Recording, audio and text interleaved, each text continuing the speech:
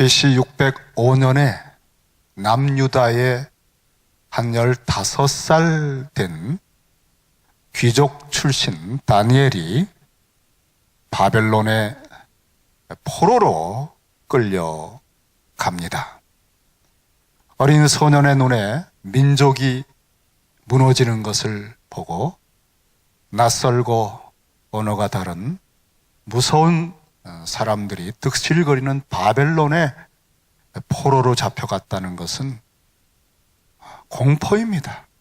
이거는 정말 의지할 데 없는 무서운 체험입니다. 그 어린 심령 속에 이 상처는, 그리고 이 두려운 것은 정신적으로도 굉장히 큰 충격을 주었을 것입니다. 바벨론은 이런 좀 똑똑한 소년들을 양육을 해서 자기 나라의 요직에 쓰고자 하고, 또 때가 되면 본국에 보내서 바벨론의 하수인으로 사용하고자 하여 특별한 시스템을 가지고 교육을 시켰습니다. 좋은 걸 먹여주고 최고의 학문의 어떤 과정들을 제공을 했습니다. 하지만 이 어린 소년 다니엘은 그 포로로 잡혀오고 그의 무서운 시절을 앞으로 겪어가면서 하나님의 도우심으로 뜻을 정하는, 왜 우리가 이렇게 포로가 됐을까? 하나님 말씀 어겼기 때문이다. 그러면 여기서는 내가 하나님의 뜻을 늦었지만 지키리라 하고 뜻을 정하여 하나님을 붙들기로 결심을 합니다. 자신을 부정하지 않게 지키면서 좋은 고기가 있어도 좀 거절하고 하나님의 뜻대로 살고자 했고, 그때부터 아마 모르긴 몰라도 하루에 3번 예루살렘을 향하여 기도하기 시작했을 것 같아요. 왜 그렇게 말씀을 드리는고 하면, 이 어린 소년이 오늘 말씀처럼 기도가 보통 오래된 것이 아닙니다. 전에 하던 대로 하는 기도인데 목숨을 걸고도 양보하지 않는 기도의 모습인데요. 이렇게 기도하기까지 어떤 특별한 계기가 있었을 거예요. 제 생각에는요, 다니엘을 붙들어준 기도의 약속은 저는 솔로몬의 성전 봉헌 기도라고 생각합니다. 미국 사람들의 의식 구조에는요, 9.11 사태 이전과 이후로 나뉘는 정서적인 무엇인가 분기점이 있습니다. 이스라엘 민족사의 기도의 분기점이라고 하면 솔로몬의 성전 봉헌 기도 이전과 이후로 나뉜다고도 말할 수 있습니다. 성전을 지은 그것은 출애굽하고 하나님의 약속의 땅을 정복한 절정기에 하나님이 주신 최고의 구심점입니다. 그것을 봉헌하면서 드렸던 기도가 놀라운 아주 위대한 기도입니다. 그 이후의 모든 기도는 솔로몬의 봉헌 기도, 성전 봉헌 기도의 영향을 받습니다. 그가 이렇게 기도했습니다. 여호와께서 범죄하지 아니하는 사람이 없습니다. 열왕기상 8장에 보면 그들이 혹 범죄하여 적국에 하나님께서 넘기시더라도 그 포로가 되어진 땅에서 스스로 깨닫고 돌이켜 주께 간구하기를 우리가 범죄하였습니다 라고 회개하게 되면 주님께서는 택하신 성읍 예루살렘과 내가 주의 이름을 위하여 건축한 성전, 이 성전 있는 쪽을 향하여 그들이 기도할 때 용서하시고 불쌍히 여겨 돌아오게 해달라고 기도했습니다. 그럴 때 하늘에서 불이 떨어졌어요. 이제 어린 소년 다니엘이 성경을 열심히 보던 아이로서 자기 생애의 무서운 포로 체험을 하면서 문득 솔로몬의 봉헌 기도가 생각났을 때 그 어떤 것보다 용기가 솟았을 거예요. 정말 캄캄한 어둠 속에서 촛불 하나 붙드는 것처럼 이 포로의 기간 속에서도 예루살렘을 향하여, 성전 쪽을 향하여 회개하며 기도할 때 하나님 회복을 주신다는 이 약속을 붙들고 뜻을 정하고 아마 그때부터 기도하기 시작했을 겁니다. 그리고 결정적으로 그 기도에 체험을 했던 일이 있습니다. 그것은 느부갓네살이라고 하는 이 왕이, 바벨론 왕이 꿈을 꿨는데 그 꿈을 스스로 잘 기억을 못해요. 그리고 해석을 못하는 거예요. 근데 그 꿈이 심상치 않은 꿈이었어요. 도대체 이걸 누가 해석해 줄까, 내게 알려줄까 해서 바벨론의 모든 술사와 지혜자들과 박사들을 다 모아서 내가 꾼 꿈을 알아내라, 그리고 해석도 해라. 이게 여러분 되는 일입니까? 꿈 얘기를 해줘야 해석을 할 거 아니에요. 아무도 못하니까 그 불안하고 두려운 꿈에 분노하면서 다 죽이겠다고 지금 무서운 명령을 했어요. 꿈 해석이 힘들잖아요. 저는 베들레헴 프로포즈 우리 전도 집회를 준비하면서 기도하는 중에 저도 꿈을 꿨어요. 제 평생에 처음으로 제가 이렇게 있고 제 오른쪽에 김정은 국방위원장이 있고 제 왼쪽에는 한국 대통령이 있고 제가 그들에게 뭐라고 이렇게 얘기를 하고 있는 겁니다. 꿈을 깨고 나서 평생에 나 이런 꿈 처음이다. 뭐 이걸 해석할 필요가 뭐 있습니까? 뭐 여러분 해석해 달라고 얘기도 잘 안 합니다. 그냥 잊어버리세요. 하지만 느부갓네살은 자기가 꾼 꿈이 비상하고 심상치 않기 때문에 지금 아주 어쩔 줄 몰라요. 다 죽게 됐고 다니엘도 죽을 수밖에 없는데 다니엘이 그때 기도하던 사람이기 때문에 시간을 좀 주시오. 그리고는 집에 돌아가서 친구들과 비상기도를 했습니다. 하나님, 이것을 내게 알게 해 주십시오. 그렇지 않으면 죽습니다 하고 기도하는데 밤에 그걸 하나님이 가르쳐 주신 거예요. 느부갓네살이 밤에 자면서 뇌 속으로 받은 그 환상을, 비전을, 그 꿈 내용을 똑같이 재현해 주시고 그걸 해석까지 해 주신 겁니다. 그래서 왕을 만나가지고 당신이 꿈에 꾼 것은 이런 것입니다. 큰 신상인데 머리는 금이고 가슴과 팔은 은이고 배와 넓적다리까지는 노시고 종아리는 철이고 발은 철과 진흙이 섞인 것이다. 이것은 이 제국들, 앞으로 바벨론과 메데파사, 페르시아와 헬라와 로마까지 있는 제국의 역사를 보여주시는 것인데 그 마지막 단계에서 산에서 사람이 손대지 않은 뜨인 돌이 날아와서 이 발을 칠 때 모든 제국의 역사가 겨처럼 다 날아가고 흔적도 없이 사라지지만 그 신상을 친 돌은 태산에 가득하고 할 만큼 이 천지에 가득할 것이다. 이것이 바로 하나님께서 하나님의 나라를 이 땅에 이루실 그것을 보여주신 거라고 해석을 해줬어요. 그때 느부갓네살이 그거를 듣고 너무너무 감동을 하고 그걸 계기로 다니엘은 총리가 되는 그런 계기가 있었습니다. 그때 이 다니엘서에 딱 2번 나오는 감사하다라고 하는 표현을 다니엘이 합니다.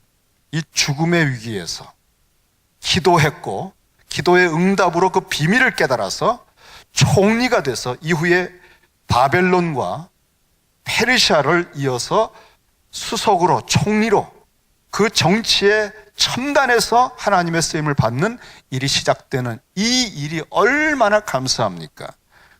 다니엘이 감사를 처음으로 했던 조상들의 하나님이여, 주께서 이제 내게 지혜와 능력을 주시고 우리가 주께 구한 것을 내게 알게 하셨나이다. 내가 주께 감사하고 주를 찬양하나이다. 곧 주께서 왕의 그 일을 내게 보이셨나이다 하면서 처음으로 정말 감격의 감사를 드렸던 일이 있습니다.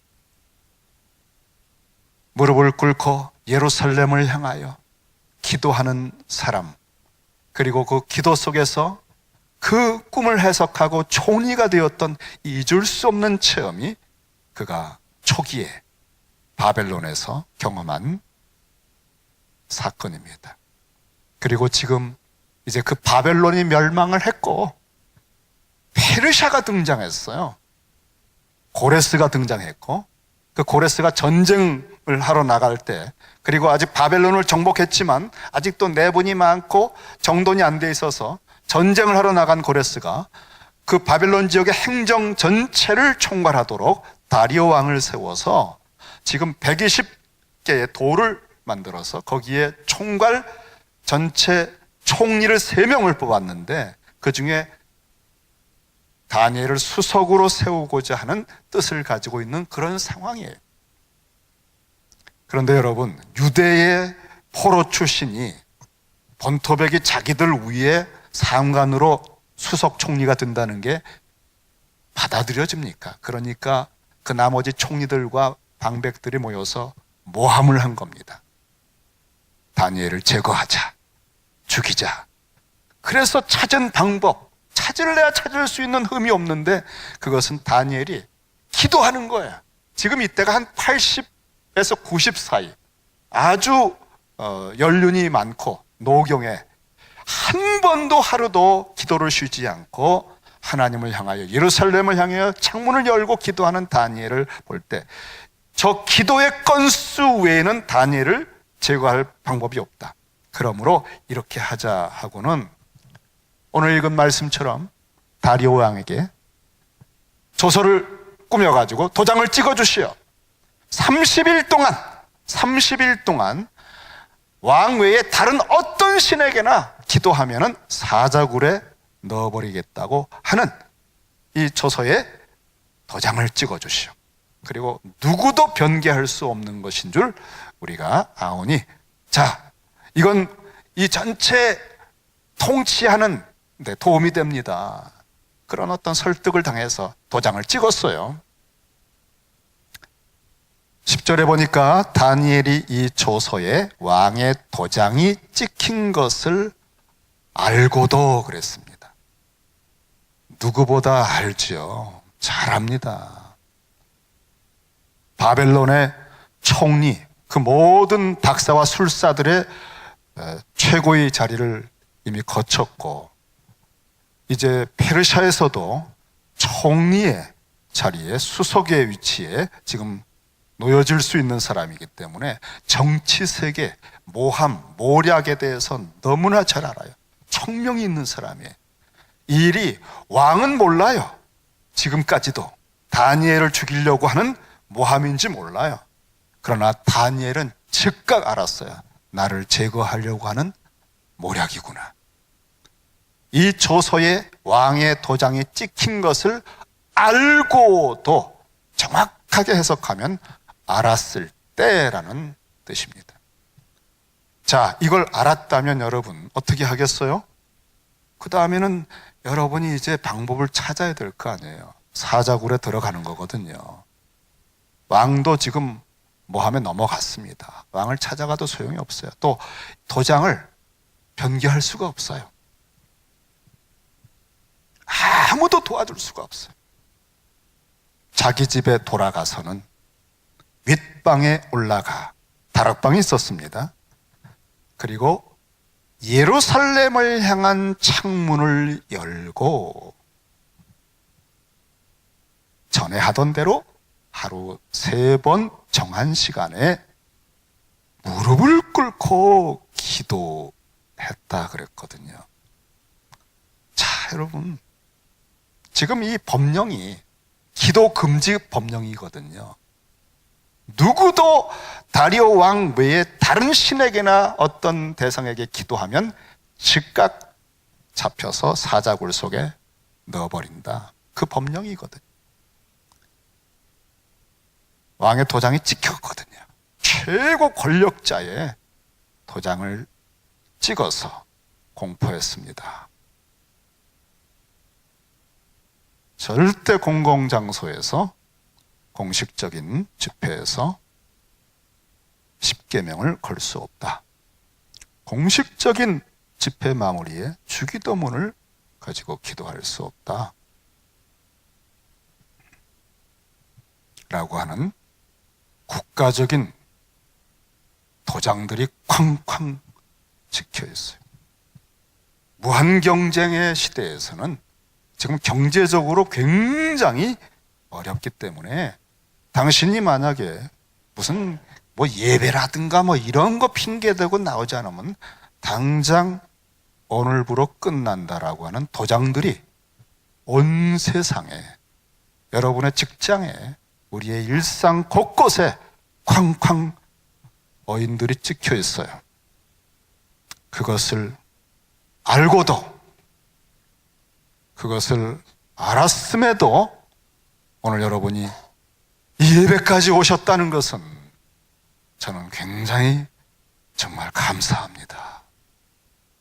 바쁜 일, 이 모임에 안 오면 당신 앞으로 좀 그럴 거야. 그런 도장들이 쾅쾅 찍혔는데도 나는 하나님을 예배하고 그 바쁜 중에 그냥 뭐 기도하는 거 제껴버릴 수도 있는데 나는 기도한다라고 하는 그런 아주 기본적인 하나님과의 관계를 지키기 위해서 애쓰는 여러분들 정말 감사합니다.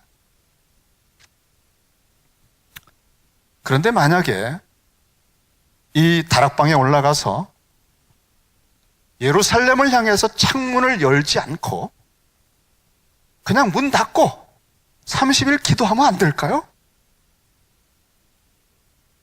여러분, 우리 그래도 머리가 돌아가잖아요. 이 정도 생각할 수 있잖아요. 기도하면 되죠. 근데 창문 열지 말고 그럼 모르잖아요. 그러면 목숨도 건지고 기도도 하고 괜찮지 않아요, 여러분? 어때요? 도대체 이 다니엘은 도대체 머리가 있습니까, 없습니까? 왜 창문을 열어요? 왜? 꼭 그럴 필요 있어요?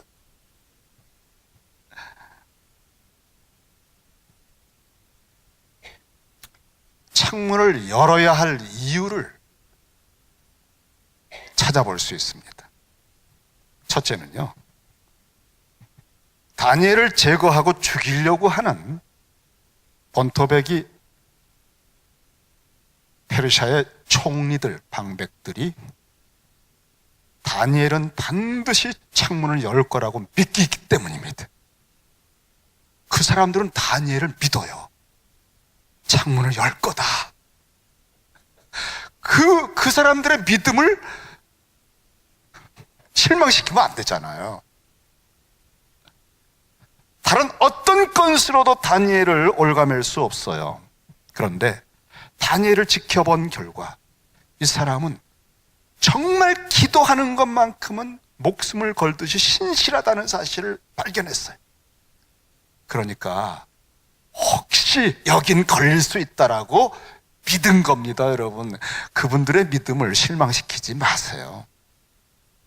여러분들의 동료가 아유, 저분은 주일은 지키는 분이야, 얘기도 하지 마 라고 믿어주는 분들이 되기를 바랍니다. 그래서 창문을 열어야 됩니다. 문 닫고 기도하면 되지.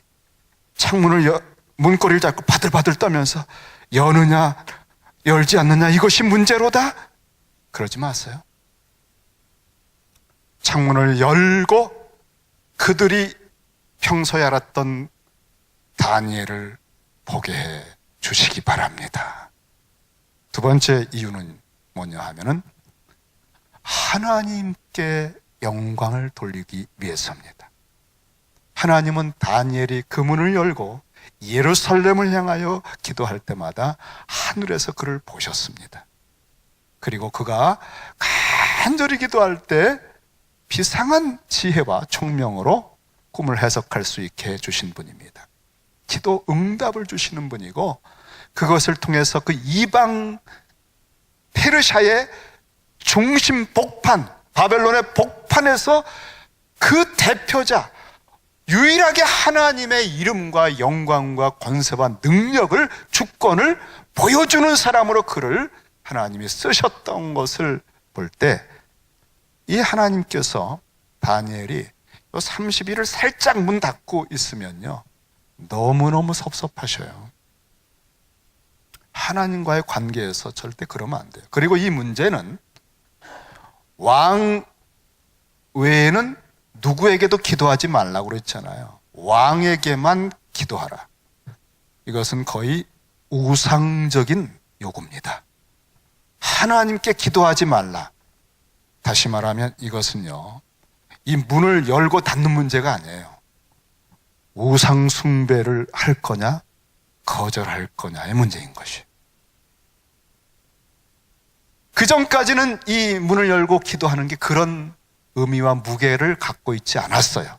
하지만 딱 30일 작정을 하고 대적들이 노리고 있는 이 상황에서는 문을 열고 기도하는 것은 하나님에 대한 이제까지의 모든 경외와 경배 전체를 입증하는, 하나님을 향한 예배와 우상을 향한 예배의 대립이 된 것입니다. 그래서 반드시 문을 열어야 됩니다.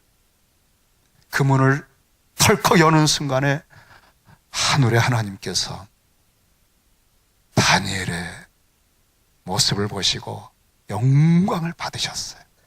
다니엘은 그 문을 열면서 조금도 망설이지 않았을 것 같아요. 그는 집에 왔습니다. 그리고 딱 시간이 됐을 때 다락방에 올라왔습니다. 그리고 예루살렘을 향한 문을 가서 평상시 하던 대로 덜컥 열었습니다. 그 순간에 조금도 주저함이 없고 두려움이 없는 그 모습 속에서 하나님은 너무나 큰 영광을 받으셨어요. 다니엘 마음이 그런 거예요. 주님, 오늘 특별한 날입니다. 제가 오늘 어떤 이야기와 정보를 듣고 왔습니다. 주님께 기도하지 말라고 하네요. 이 역사, 바벨론, 페르시아 왕들을 세우고 피하는 것이 누구인 줄을 모르는 인생들의 어리석음을 안타까워합니다. 하나님, 이번 일로 인해서 제가 목숨을 잃게 된다면 영광입니다. 80평생, 이제 90을 바라보는 나이까지 저를 들어주셨고 사용해 주셨고 저에게 함께 해주신 하나님께 이번 기회에 그 어느 때보다도 온전한 영광을 한번 돌려드리고 싶습니다. 기도를 받으십시오. 하나님이여, 정말 그날처럼 다니엘을 기뻐하신 날이 있을까 여길 만큼 너무너무 좋으셨던 거예요. 전에 하던 대로 하루 3번씩 무릎을 꿇고 기도했다. 그리고 그의 하나님께 감사를 드렸다는 거예요. 이 감사가 딱 2번 나온다고 그랬죠. 그가 막 잡혀온 그때 15, 16쯤 됐을 때에 느부갓네살의 꿈에 대해서 죽음의 위기 앞에서 간절히 기도한 것을 응답하여 하나님의 응답을 받았을 때 그때 터진 감사의 본물이 아마 기도할 때마다 생각이 나서, 그리고 총리로 제국들 속에서 있으며 하나님의 쓰임을 받는 것이 매일매 순간 감사해서 3번 기도할 때마다 감사가 빠진 적이 없을 겁니다. 그는 하나님께 감사였더라. 그런데 오늘 특별하게 이날만큼은 그의 감사의 깊이가 더했을 것 같아요. 하나님, 오늘은 제가 감사의 의미를 새롭게 느끼며 드립니다.